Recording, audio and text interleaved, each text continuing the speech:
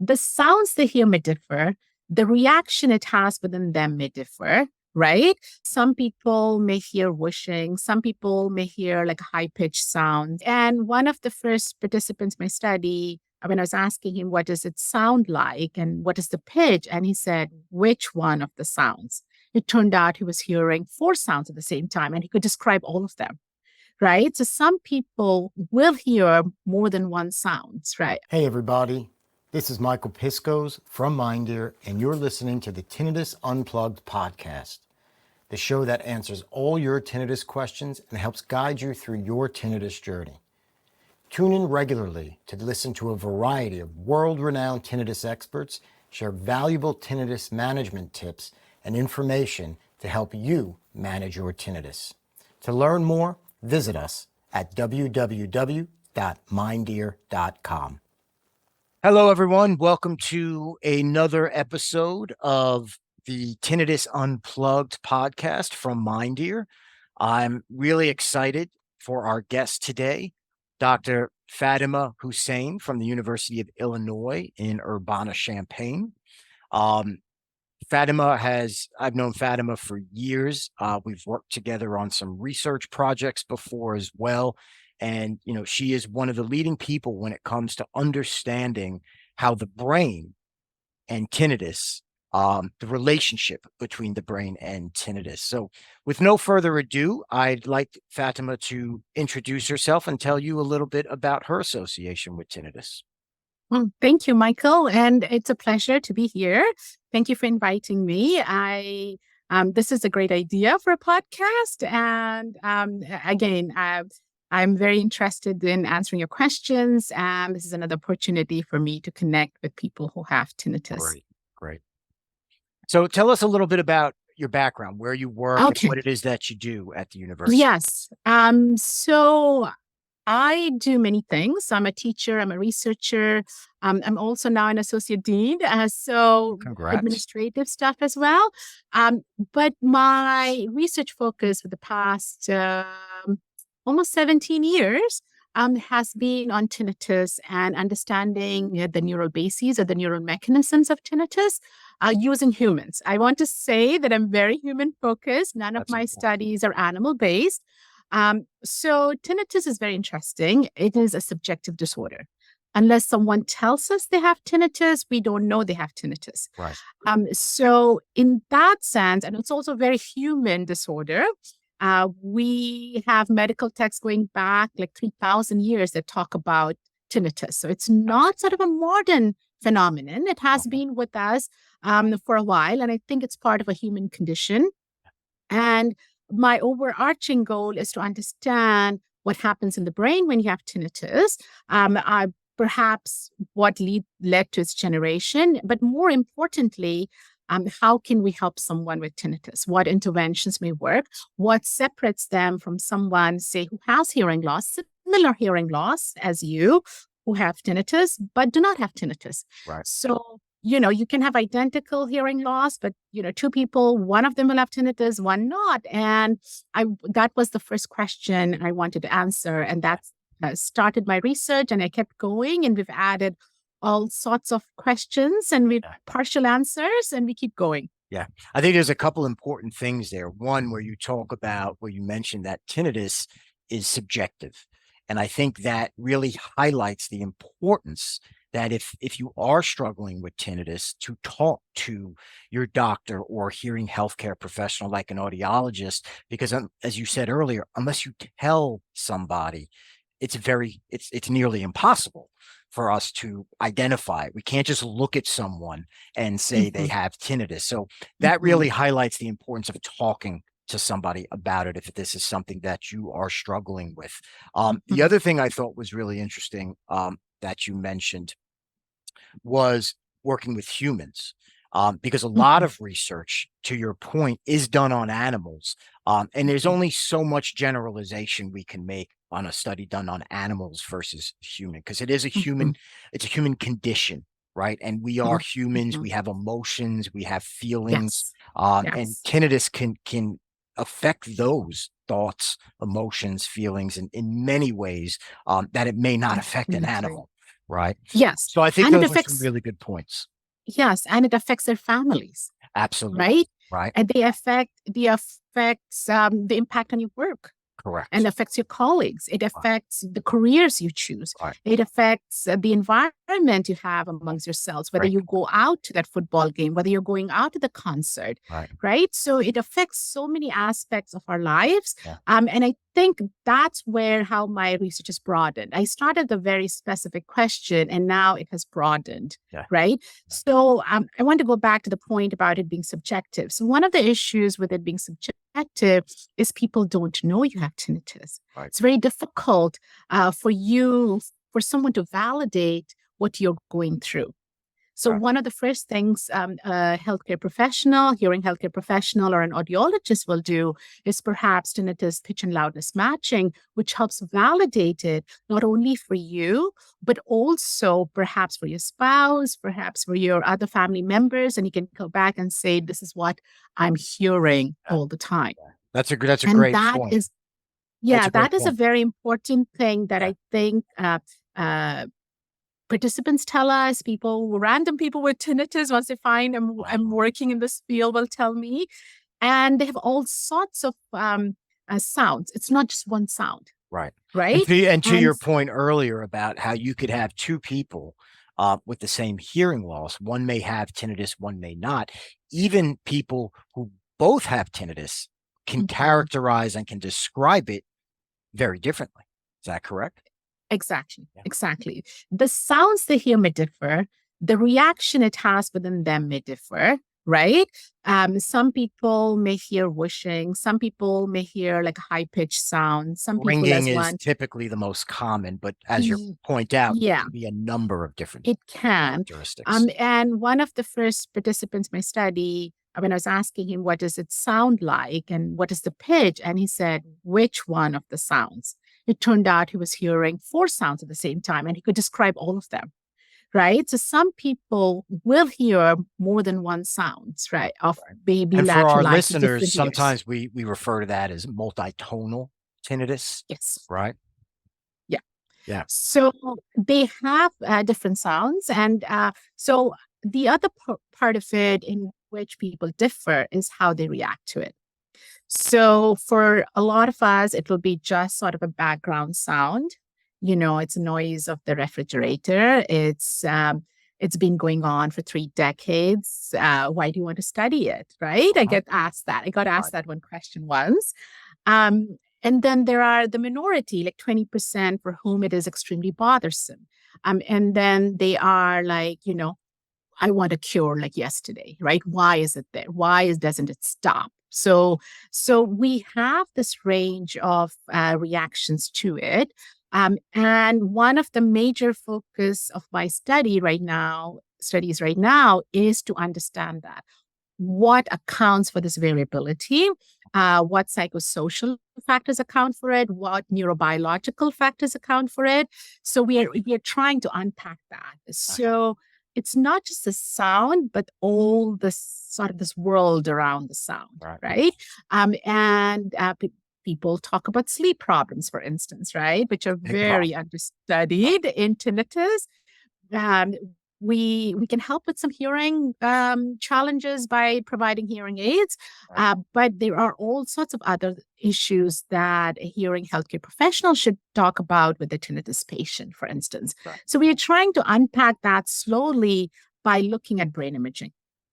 Wonderful. So that's what we're doing. So for our listeners who might not be familiar with what brain imaging is, can you explain a little bit about what brain imaging is and what kind of information it provides you? So we take pretty pictures of your brain. That's what we do. And Smile we for the all have, camera. yes, yes, we all have very pretty brains. So because it is subjective, right? What non-invasive measure do I have to understand what is going on in this condition? So let's say you have hypertension, your blood pressure, right? We can measure with our blood pressure cuff, and we know what the ratios are, and then the physician will prescribe some medications. We have a way to estimate it. We have a way to estimate the extent of your diabetes if you have diabetes. But what is the way we have to figure out when someone has the bothersome tinnitus or maybe mild tinnitus. Right. So one of the things we have, which remains the gold standard, are validated questionnaires. So these are a series of questions that seem to tell us a lot about the tinnitus condition and tell us how best to treat the individual, right? We do a quick screening. We can figure out who needs the most help and in what way they need that help, right?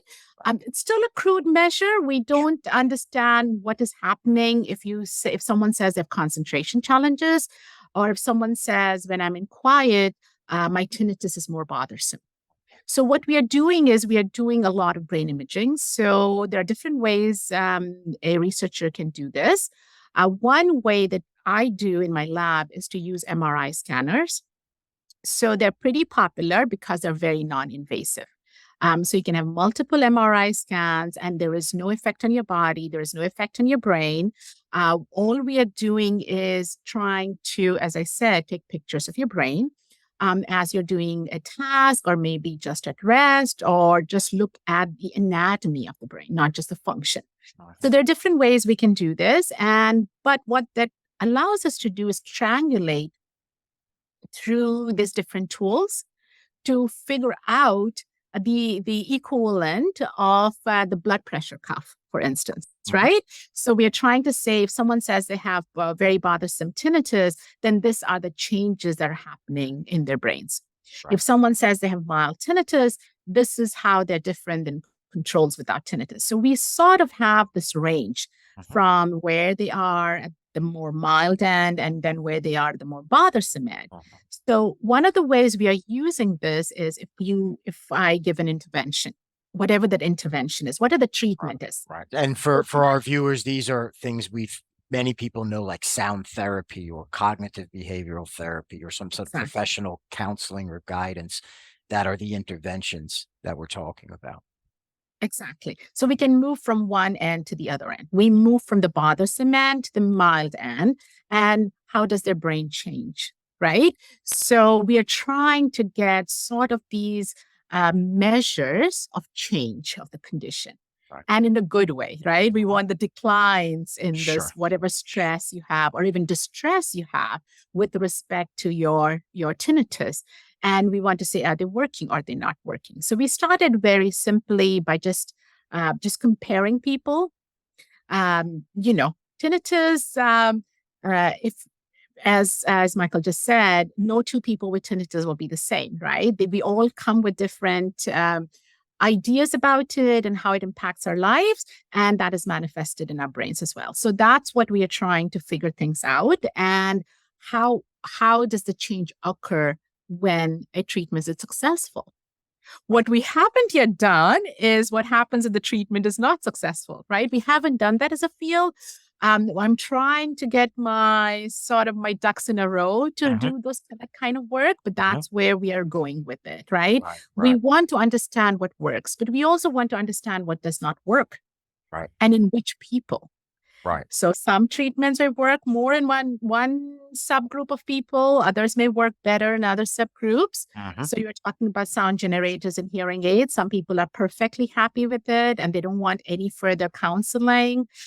Some people want more education and counseling. And so we're trying to understand a little bit about that. And when I say we, that's a broader field, not just my.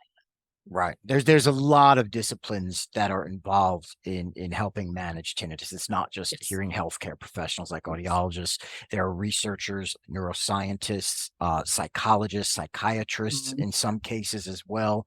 Wellness coaches can play a role, right? So there's, as you said, there's a broad spectrum of disciplines that can play a role in all of this. For our listeners, it's important, a lot of what Dr. Hussain is talking about, it's important to note how this works in the practical world. How does this help in the practical world? So to your point about finding treatments and interventions that work versus that don't work, that allows clinicians, audiologists to better understand what treatments might work, to your point, for a specific group of people, right? If somebody is struggling with more severe tinnitus, if we can identify through this brain imaging that these treatments seem to work best for this group of people, that will Right. really help clinicians be able to provide the right solutions for the right Exactly. patient, right? More But individualized. right, More and we're still a way individualized. more individualized, more tailored to their needs. Yes. Yes. And obviously more research needs to be done to better understand this. In your research, are there particular interventions? You mentioned things like hearing aids and sound therapy that you found have worked better than Mhm, others. mhm. Yeah, so we haven't really done comparative studies, but what I can tell you is we have done different treatments by themselves. Mhm. So we have done hearing aid study, a collaborative study of hearing aids. So here we've compared individuals with and without tinnitus, both who have hearing loss. And we found that this was just a simple hearing aid without a sound generator. And yet, over 6 months, people reported a great deal of help with their tinnitus distress. And we saw patterns change in the brain. And that provides us some idea of what may be implicated, for instance, in tinnitus persisting, Mhm. right? So maybe these are, so they said, oh, maybe I can hear better. But hearing better was perhaps helping them mask their tinnitus, right? Was Right. helping Right. reduce their attention to their internal sound because now they can hear others. They can hear better the environmental sounds. And so we can see the patterns in the brain that were changing. Right. And we compared it with the control group who did not have tinnitus and they didn't have similar patterns of change. They had different patterns. So now we have one piece of evidence. The other one we did a Let me mind. just ask you on Sorry. Mhm. that note, with the hearing aids and using amplification, um, Yes. you kind of touched upon it a little bit. Is it that there's less effort that might need to be made to hear something of importance, and thus there may be less stress involved, frustration Exactly. involved, maybe even some fatigue involved trying to hear Exactly. something, and Yeah. reducing and mitigating those effects in turn can help reduce the effects of the tinnitus perception. Absolutely. Absolutely. Wonderful. So that's one aspect of it. The other aspect is uh, uh, because you can hear the other sounds better, the contrast between your internal sound and the external sound, instead of being like maybe 10 points, is Mhm. now 5 points. Right. So it's not black We and call that masking or partial yes. masking in the Yes, audiology yes. world. Yep. So instead of being black and white and you're always paying attention to the white, it's now both are shades of gray. And so it doesn't pop up as much to you. Right. And a good analogy of that is kind of the candle in the dark room, yes. right? Where there's Whereas if you have a candle burning in a dark room, the contrast of the flame of the candle versus the darkness of the background is very prominent. But if you slowly turn on the lights, the candle becomes a little less noticeable and blends into the background a little bit. exactly, exactly. So so there is that. We did mindfulness-based cognitive therapy. We did a small, it was a small pilot study. It has been done in larger studies around the world. We did a small pilot study to see what is happening in the brain. So we did pre intervention, pre treatment. We looked at post treatment, and we actually had a 2 month follow period with no treatment to see if those changes consolidated or they disappeared.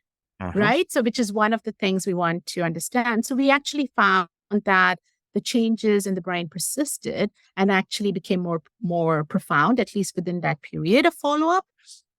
And we found that there were some changes we could link directly to reduction in tinnitus bothersomeness.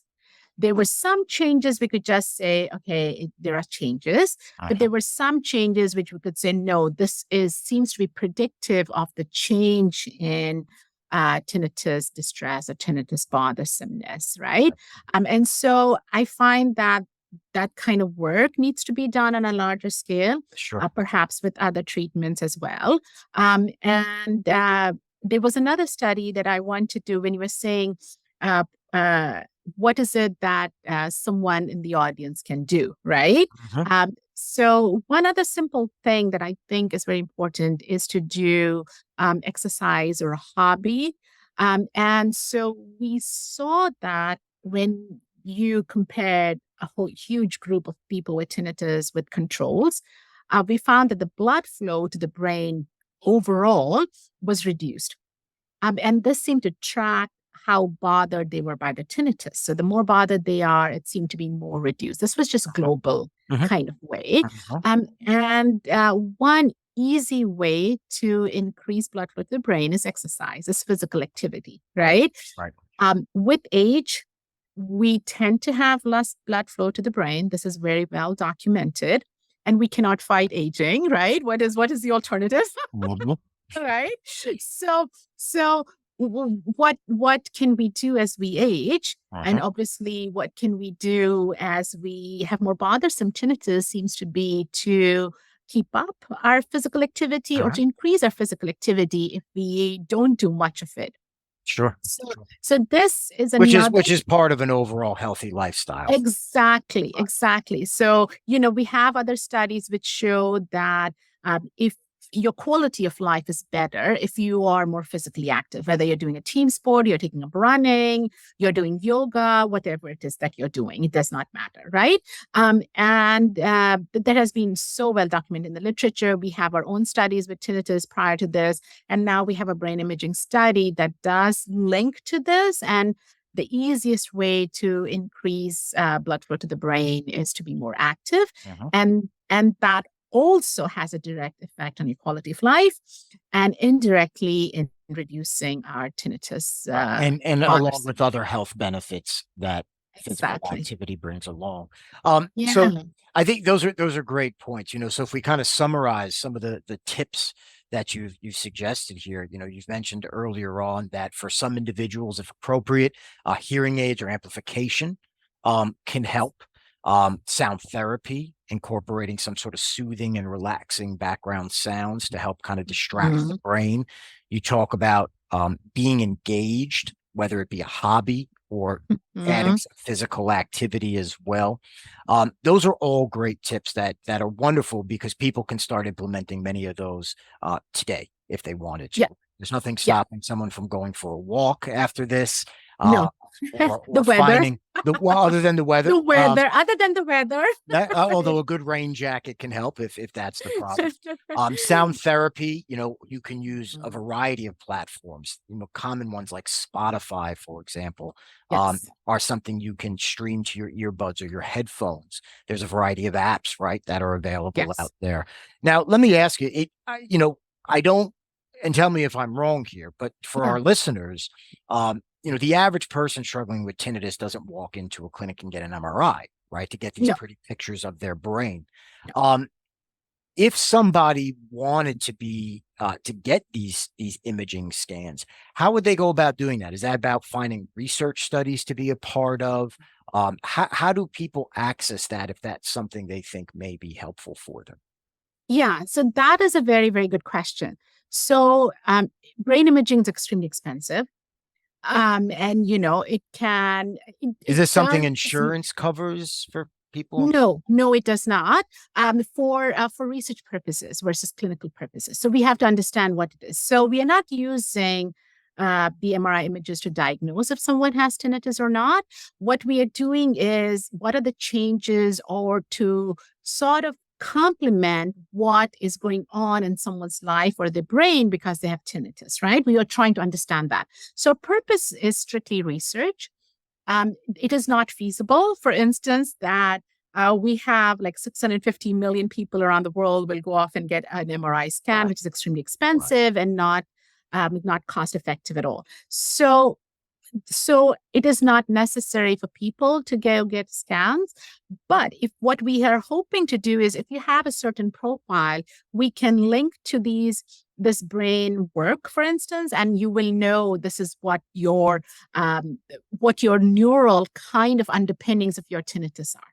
Does that Right. make sense? Yeah, so So essentially you'd be building a database that you can exactly. refer to. And if Exactly. somebody's profile matches a particular profile in the database, we can make Exactly. certain inferences from that. Right. Right. Right. Right. And then the other thing that I wanted to talk about, which I think we've missed so far, is the importance of education, is the importance of psychoeducation, right? So one of the first things that people can do is to educate themselves. Mhm. But Dr. Google is always takes you in different directions. Right. You have to be Probably careful you not have to to be get false careful. information. And So you may need to get that information from a healthcare professional, like an audiologist. You may need to get that from a trusted source. And Michael probably has already talked about some of those trusted sources in the podcast. So psychoeducation, or the education of managing your own sort of chronic condition, is extremely important. So I think of the patient, the clinician, and the researcher as collaborators who work together to support the patient. So the work I'm doing is mapping out and answering some of the questions you may have, which will help the clinician guide you, or will also illustrate and validate your own challenges, perhaps, right? So we understand better now why, when it is quiet, your tinnitus appears louder and is more annoying, right? So we have some brain imaging studies that help us understand that, for instance, right? So this is how I see that. I see that this is a partnership among the three of us. Three groups of people who are advancing this and supporting the individual patient. So this is how research comes in, and this is how brain imaging comes in. And to understand that, so that you can look at this and say, educate yourself, but what is causing tinnitus? How do I understand that better? And I think a lot of us have that barrier. If we understand that, we tend to accept it. And if we accept it, that's like the first step towards habituation, towards accepting this refrigerator sound in my life. Right? Yeah. Right. So it goes back to the old saying that knowledge is power, right? Understanding allows you to both navigate and manage what it is you're Exactly. And then to think of the researcher, to think of the clinician, and to think of Michael as a friend, right? As your friend who is helping you manage this chronic condition, but ultimately you have control over it. Ultimately, you have control over what treatment options you want to do. You have control over how you want to think of your tinnitus. You have control over how you want to react to it, right? So I think we are giving back the power to you. We are giving back the power to you as the individuals who will live this, we hope, very high quality of life. Yeah, and I think it's a great point, because many people find relief from their tinnitus by educating themselves, incorporating some of the interventions that we've talked about today. For our listeners, if you're looking for a place to go, a resource, there's a couple of great spots to go. You can always go to the mindear.com website. Another great resource is the American Tinnitus Association. That's a great place to take a first step to learn more about tinnitus. And at the American Tinnitus Association, it will even link you to potential providers in your area that might work with tinnitus, and you can discuss some of the things that we've talked about today. As we finish up here, you've given some great, advice and some tips for people to take. Aside from a cure, which we all would love, and that would solve the problem for, as you said, hundreds of millions of people around the world. Especially as it pertains to what you do with brain imaging, what are your hopes for the future, for the coming years, of what you'd like to see in terms of tinnitus management? Yeah.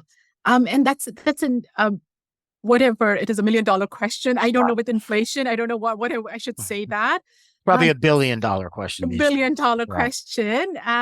So it seems to me we need to go towards more individualized medicine, more individualized treatment options. Not a one-size-fits-all approach. Not one size fits all. I think we are getting there. I'm optimistic about it. For a lot of us, it may mean that the education piece and just having sounds in your environment, amplification and sounds in environment, is sufficient. And we want to tell them that they are doing well, they're doing good. And that is, yes, I think a lot of encouragement, and leaving the decision making to the patient. So I think that to figure out what works for whom and to tailoring it to them is where we need to go. I think we have used it as a buzzword, but we need to in a practical fashion, what does it mean, right? So I'm hopeful for that. So there will always be a fad, the next new fad in tinnitus. We are a field known for our fads, and the next new thing comes in, and then it kind of disappears after 5 years. So since I've been looking at this field for such a long time, I tend to be more conservative and wait for the evidence before I get too excited about a product. But what I'm excited about is sort of this multimodal way of thinking about treatment. So thinking about it in many different ways, and tailoring it to that person. Yeah. So I'm hopeful that in 5 to 10 years, we'll get to that. So this is what is happening in other fields, for instance, right? Around us. And we are the chronic diseases, for instance, what is happening with chronic conditions. We are going to take some of what is working very well there and bring it to tinnitus. So I'm very hopeful for that, about that. Yeah. Rather than one thing. Yeah, that's great. I mean, we can't emphasize enough that it's not a one size fits all type of solution. And until that day comes where we actually have the research that can, as we talked about earlier, create this kind of profile database for these subgroups to be able to individualize and tailor these treatments. We've talked about things people can implement into their lives today, right? And many of the people that are suffering from tinnitus, you guys can actually start figuring out what works best for you based on some of the things that Dr. Hussain talked about today, such as finding sounds that you can use in the background. And as we all know, we all like different types of music. We all like different types of sounds are relaxing to people versus other people. Not everybody loves classical music, right? So finding the sounds that work best for you in terms of relaxation and such. You talked about good, healthy lifestyle habits, about exercise, being able to, engage in the things you enjoy, hobbies, activities, things like that. Keeping the mind engaged so that it's not focusing on the tinnitus all the time. Right. And then there are platforms to help people change the way they think and feel about tinnitus as well. So these are some of the things people can start doing right. Yeah. And you can be proactive in reaching out to healthcare professionals if needed, but always be aware of, don't be afraid to advocate for yourself, is what I was going to say with that, right? As we would with other parts of our health. As we would with any other chronic condition you have, right? So, and then, you may be educating your healthcare provider. The participants in my studies, people who talk to me, have educated me all the time, right? And some of what they're telling me, right? A lot of people have already incorporated exercise, and they came and told us. And so we started looking into it. Right. So it drives some of our research. So again, you're very welcome to join clinical trials that are around. So clinicaltrials.gov is also a very good website if you want to go look for any clinical trials ongoing for tinnitus and tinnitus related work. Reach out to researchers or reach out to clinicians because your experience is what is driving the field. Yeah, I think that's an important point right there, is that everybody has a story. Everybody's story is unique. And don't be afraid to share that story, even with the healthcare professional you might be talking with. Exactly. Yeah, I want to thank Dr. Hussain for her time today. This has been wonderful. I think you've given our listeners some great tips and some great resources. Clinicaltrials.gov, I believe, is the website you said that people can look to if there are clinical trials out there that they may want to participate in. With that said, Dr. Hussain, thank you so much. Not only do I, but I'm sure our listeners appreciate all the information that you've shared. And we can wish you nothing but continued success with the research. Thank you so much. That you're doing. And good health to everyone. Good hearing health. Good hearing health. Thank you very much, Dr. Hussain. Thank you, Michael.